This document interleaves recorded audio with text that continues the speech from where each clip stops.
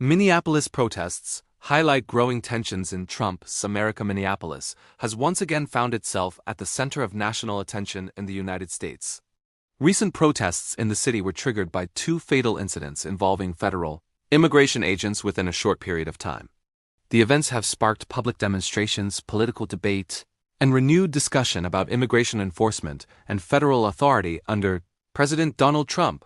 While comparisons have been drawn to past moments of unrest, many observers note that the current situation reflects a different set of challenges shaped by federal policy rather than local policing.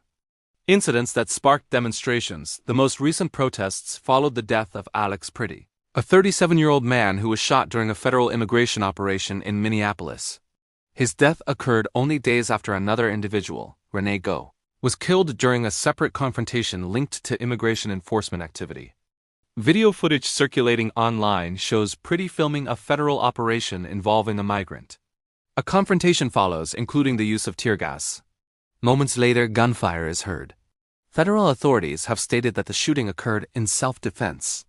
That account has been questioned by witnesses and legal experts, prompting calls for a thorough and transparent investigation.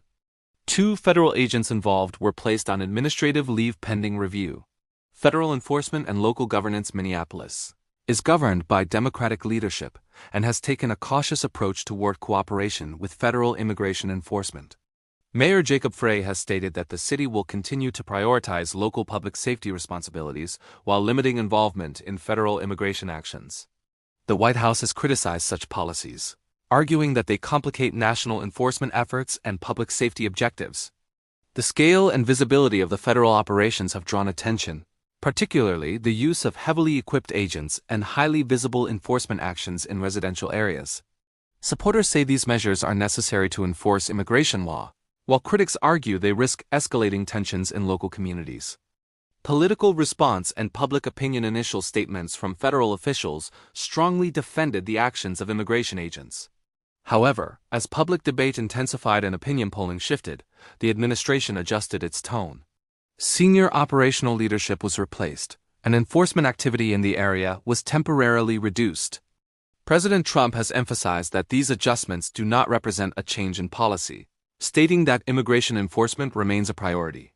The situation illustrates the challenge of balancing enforcement objectives with public confidence and community relations. Immigration enforcement and federal resources. Under the current administration, immigration enforcement has received increased federal funding through the Department of Homeland Security.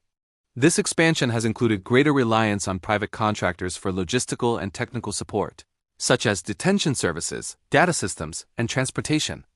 Companies including Capgemini have been linked to government contracts related to migration management. Advocates and oversight groups continue to debate how these partnerships should be regulated to ensure transparency and accountability. Emergency powers and oversight concerns. The administration has designated illegal immigration as a national emergency, allowing certain procedures to be fast-tracked. Supporters argue this provides flexibility in responding to complex challenges. Critics counter that it reduces oversight and limits public scrutiny. The broader discussion centers on how emergency powers should be used and where safeguards should be maintained. Broader impact beyond Minneapolis. Changes to immigration enforcement have also affected legal migration pathways. Visa processing has been slowed or suspended for citizens of many countries, impacting students, families, workers, and international travel. Officials say these measures are temporary and focused on security, while critics warn of long-term economic and diplomatic consequences. Minneapolis and national reflection. Minneapolis holds symbolic significance in recent U.S. history, and developments there tend to resonate nationally.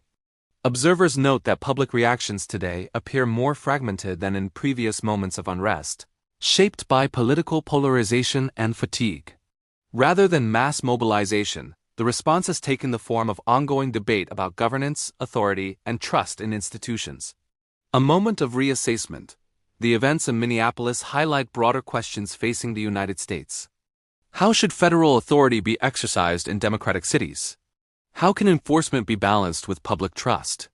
And how can accountability be ensured in highly charged political environments?